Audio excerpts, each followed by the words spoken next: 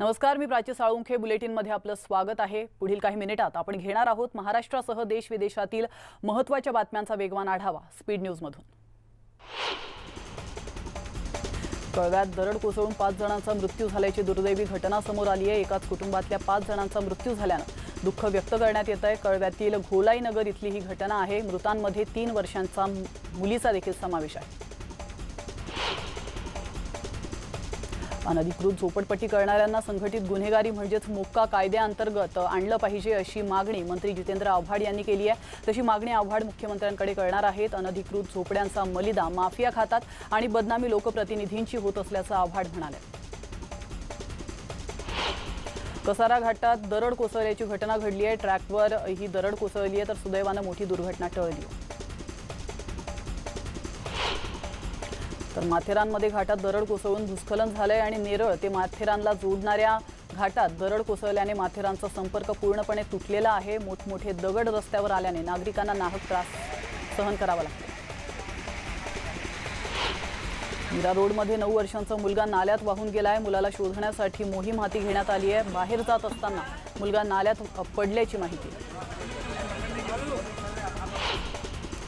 बातमी आहे रायगड जिल्ह्यातून. रायगड जिल्ह्यातील दिघी इथला रस्ता खचलाय. इथं रस्ता खचल्याने वाहतूक विस्कळीत झाली आहे. या रस्त्यावर मातीचा ढिगारा आलाय. सुदैवाने यात कोणतीही जीवितहानी झालेली नाही. राजपुरी इथं दरड कोसळून 3 ते 4 घरांचं नुकसान झालंय. दरम्यान इथल्या 5 कुटुंबातील 24 व्यक्तींना सुरक्षित स्थळी हलवण्यात आलंय. सुदैवाने यात कोणतीही जीवितहानी झालेली नाही. अलिबागमध्ये जोरदार पाऊस झालाय. अलिबागमधील रामराज रस्त्यावर सहाण गावाजवळ रस्ता खचलाय. त्यामुळे इथल्या प्रवाशांना काळजी घेण्याचं आवाहन करण्यात आलं.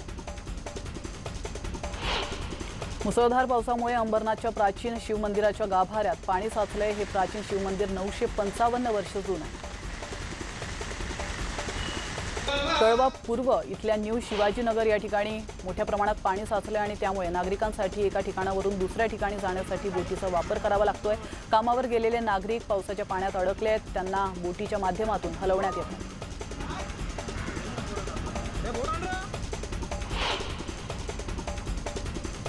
ठाण्यातील शिळफाटा रोडवर पावसाने दाणादाण उडवली आहे. सतत पडणाऱ्या पावसामुळे रस्त्यावर प्रचंड वाहतूक कोंडी पाहायला मिळाली आहे. रस्त्यांना नदीचं स्वरूप आल्याचं आपण या दृश्यांच्या माध्यमातून पाहू शकतो. ठाण्यातील दिव्यातील सावे गावात पाण्यातून अंत्ययात्रा काढण्यात आली आहे. सर्वत्र पाणी साचल्यानं पाण्यातून अंत्ययात्रा काढण्याची वेळ या नागरिकांवर आली आहे. स्मशानभूमीत देखील गुडघाभर पाणी साचल्याचं पाहायला मिळालं होतं. कांदिवली येथील ठाकूर कॉम्प्लेक्समधील महानगरपालिकेच्या पार्किंगमध्ये जवळपास शेकडो कार अडकल्या होत्या. महानगरपालिका आणि अग्निशमन दलाकडून पाण्याचा निचरा करण्याचं काम सुरू झालं होतं. कालच्या मुसळधार पावसात या पार्किंगमध्ये 20 फुटांपेक्षा जास्त पाणी भरलं होतं. पनवेल शहरात 24 तासात 300 मिलीमीटर पावसाची नोंद झाली आहे. तुफान पाऊस झाल्यानं सखल भागात पाणी साचलं होतं तर घरांमध्येही पाणी साचल्याचं पाहायला मिळालं. 150 नागरिकांना सुरक्षित स्थळी हलवण्यात आलं.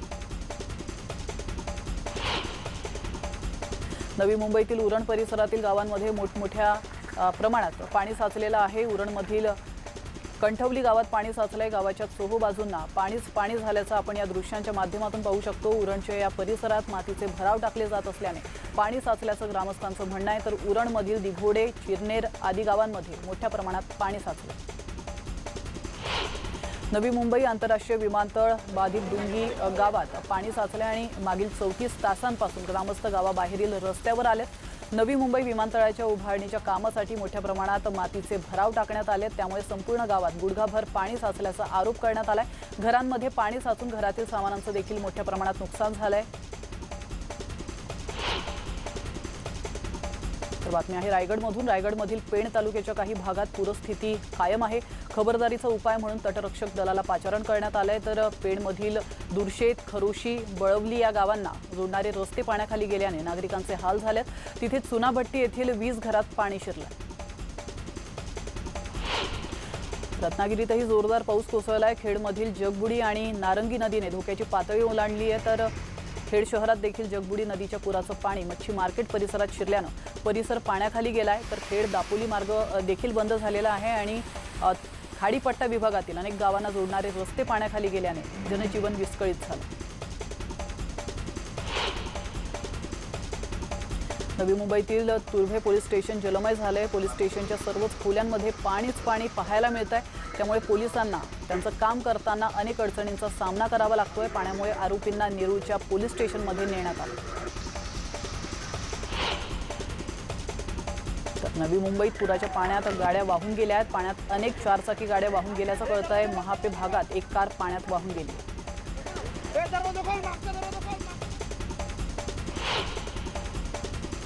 वसईच्या सनसिटी ते गास रोडवर एक कार वाहून जातानाचा व्हिडिओ व्हायरल झालाय। यावेळी एकाला वाचवताना यश आलंय। आपण या दृश्यांच्या माध्यमातून पाहू शकतो। वसईच्या गास सनसिटीच्या मुख्य रोडवर कमरेच्या वर पाणी साचलं होतं आणि त्या पाण्यात चालकानं कार घालण्याचा प्रयत्न केलाय।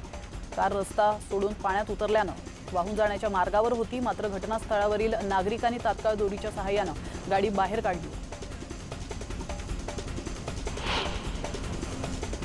आपण पाहिलंय नवी मुंबईसह परिसराला पावसानं झोडपलंय आणि त्यामुळे अनेक सोसायट्या घरांमध्ये पाणी शिरल्याचं पाहायला मिळालंय। खारघर, पनवेल, कळंबोलीला पावसानं झोडपून काढलंय। पावसाच्या पाण्यात अनेक वाहनं वाहून गेली आहेत तर रस्ते देखील जलमय झाले। ठाण्यातील कळवा रेल्वे स्टेशन नजीक शिवाजीनगर झोपडपट्टीत पावसाचं पाणी शिरलं होतं। त्यामुळे नागरिकांचे प्रचंड हाल झाले आहेत। घरातील सामानाचं देखील मोठ्या प्रमाणात नुकसान झालंय। ठाणे परिसरात मुसळधार पावसामुळे पाणीच पाणी झालंय तर पाली तलाव भरल्यामुळे तलावाचं पाणी रस्त्यावर आलंय। लहान मुलांनी साचलेल्या पाण्यात खेळण्याचा आनंद घेतला। भिवंडी तालुक्यातील तानसा नदीला पूर आलाय। वज्रेश्वरी केळठण पुलावरून पाणी वाहत आहे। त्यामुळे परिसरातील 10 ते 12 गावपाड्यांचा संपर्क तुटलाय तर अकलोलीमधील गरम पाण्याचे कुंड देखील पाण्याखाली गेलेत। कल्याणमधील विठ्ठलवाडी पुलावरून पाणी वाहू लागल्याने वाहतुकीसाठी रस्ता बंद करण्यात आला आहे। उल्हासनगरहून कल्याण डोंबिवली शहरांना जोडणारा हा रस्ता आहे। तर कल्याण मुरबाड हायवेवरही पाणी साचल्याचं आपण या दृश्यांच्या माध्यमातून पाहू शकतो। त्याचा मोठा फटका वाहतुकीला बसताना दिसतोय। पाणी साचल्यानं वाहतुकीचा वेग मंदावला। तर भिवंडी परिसरात पावसानं दमदार हजेरी लावली आहे। तीनबत्ती नजराणा कंपाऊंड येथील बाजारपेठेत पाणी साचून त्याला नदीचं स्वरूप आलंय। त्यामुळे दुकान मालकांनी सामान सुरक्षित स्थळी हलवण्यासाठी धावपळ केल्याचं पाहायला मिळालं।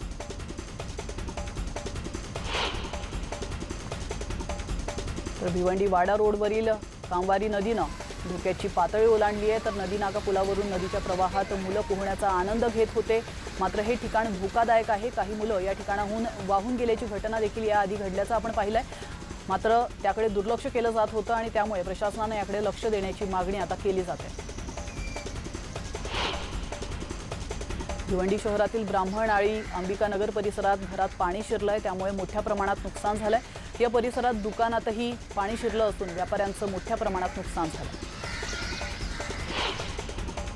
मुसळधार पावसामुळे नवी मुंबई शहरातील 2 भागात अडकून पडलेल्या नागरिकांना अग्निशमन दलाच्या जवानांनी बाहेर काढलंय।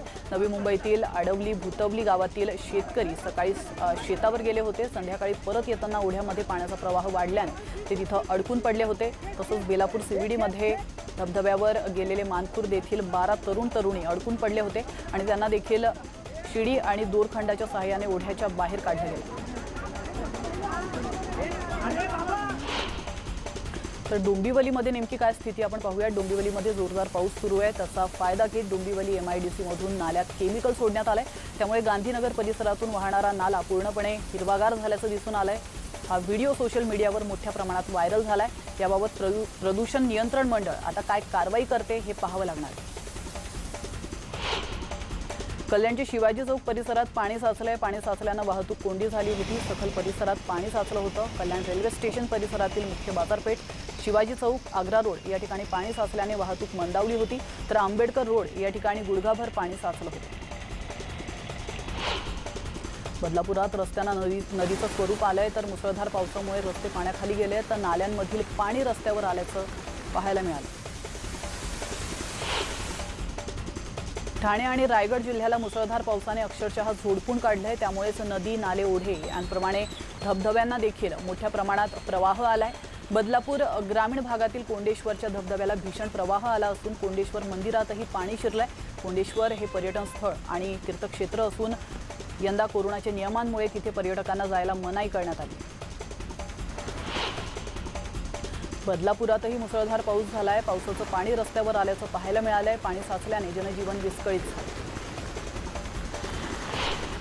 मुंबईला पाणी पुरवठा करणारा भिवंडीतील पिसे धरण ओव्हरफ्लो झालाय। भिवंडी तालुक्यात काल संध्याकाळपासून मुसळधार पाऊस सुरू असल्यानं संपूर्ण भिवंडी हे परिसर हा जलमय झालाय। तर मुंबईला पाणी पुरवठा करणारं पिसे धरण भरलंय। पिसे धरणातून मुंबईला दररोज सुमारे 1500 दशलक्ष लिटर पाणी पुरवठा केला जातो। भिवंडी शहराजवळील कांबारी नदीमध्ये एक जण बुडालेला आहे। अग्निशमक दलाचे जवानांकडून नदीनाका ते खारबाव खाडीपर्यंत शोध कार्य सुरू आहे, मात्र अजून शोध लागलेला नाहीये। तर मुसळधार पावसामुळे नद्यांची पातळी वाढली आहे। अशा वेळी नागरिकांनी खबरदारी बाळगणं अतिशय गरजेचं आहे। बदलापुरात उल्हास नदीची पाणी पातळी वाढली आहे। तर नदीतील पाण्याचा प्रवाह वाढत असताना नागरिक मात्र नदीच्या किनाऱ्यावर गर्दी करून जमले होते। ते त्यांच्या जीवावर बेतू शकतं, त्यामुळे इथे नागरिकांना मज्जाव करण्यासाठी पोलिसांची गरज आहे। मुसळधार पावसाचा अंबरनाथ पालिकेला फटका बसलाय। पालिका मुख्यालयात पावसाचं पाणी साचलंय, तसंच अनेक विभागात पावसाचं पाणी साचल्याचं पाहायला मिळालंय। तर पालिका मुख्यालयाच्या छताला अनेक ठिकाणी गळती देखील लागली। खेडमधील जगबुडी नदीने धोक्याची पाणी पातळी ओलांडलेली आहे आणि त्यामुळे शहरातील काही भागात पूर परिस्थिती निर्माण झाली आहे। परिसरातील झोपड्यांना मोठा धोका निर्माण झालाय, त्यामुळे त्यांचं स्थलांतर करण्याची गरज आहे।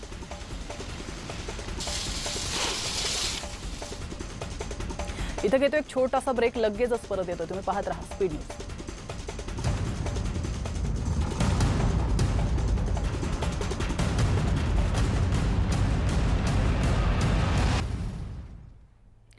ब्रेकनंतर आपलं स्वागत आहे आणि पुन्हा एकदा आपण घेणार आहोत उर्वरित बातम्यांचा वेगवान आढावा। जमिनीच्या वादातून एका व्यक्तीवर भर दिवसा तलवारीनं हल्ला करण्यात आलाय। दहिसर कांदरपाडा मैदानाजवळ ही घटना घडली आहे। या प्रकरणी पोलिसांनी तिघांना अटक केली आहे। तर हल्ल्याची ही घटना मोबाईल कॅमेऱ्यात कैद झाली आहे। तर दुसरीकडे बसच्या सीटवर बसण्यावरून झालेल्या वादातून एका तरुणावर टोळीने जीवघेणा हल्ला केलाय। उल्हासनगरमधील या घटनेचा सीसीटीव्ही समोर आलाय। लोखंडी रॉड आणि दांडक्यानं हल्ला करण्यात आलाय। यात तरुण जखमी झालाय, त्याच्यावर उपचार सुरू आहेत। तर उरुळी कांचनमधील प्रसिद्ध गारवा हॉटेलचे मालक रामदास आखाडे यांच्यावर अचानक एका तरुणाने येऊन कोयत्याने सपासप वार केलेत। हा सर्व प्रकार सीसीटीव्ही कॅमेऱ्यात कैद झालाय। अद्याप तरी हल्लेखोराचा थांगपत्ता लागलेला नाहीये, त्यामुळे जीवघेणा हल्ला का झाला आणि कोणी केला याबाबत तर्कवितर्क लढवले जातात। 11वीसाठी 21 ऑगस्टला परीक्षा होणार आहे, तसंच सीईटी परीक्षा ऑफलाईन होणार आहे। सीईटी परीक्षा ऐच्छिक असणार आहे। 100 गुणांची ही परीक्षा असेल आणि परीक्षेसाठी फॉर्म ऑनलाईन भरावा लागणार आहे। अधिवेशन सुरू होताच लोकसभेत गदारोळ पाहायला मिळाला आणि यावेळी पंतप्रधान नरेंद्र मोदींनी विरोधकांवर निशाणा साधलाय। देशातील शेतकरी आणि ओबीसी खासदार मंत्री झाल्याचं विरोधकांना आवडलं नाही, म्हणून त्यांनी त्यांचा परिचय होऊ दिला नाही, अशा शब्दात मोदींनी विरोधकांवर टीका केली। बहुत बड़ी मात्रा में आणि यासोबतच स्पीड न्यूजमध्ये वेळ झाली इथंच थांबण्याची। मात्र महत्त्वाच्या बातम्यांच्या सर्व अपडेट्ससाठी न्यूज 18 लोकमतच्या यूट्यूब चॅनलला सबस्क्राईब करायला विसरू नका। आणि महत्त्वाचं आवाहन ते म्हणजे प्रशासनाने आखून दिलेल्या सर्व नियमांचं पालन करा। घरातून बाहेर पडताना मास्क आठवणीने लावा। स्वतःची काळजी घ्या। नमस्कार।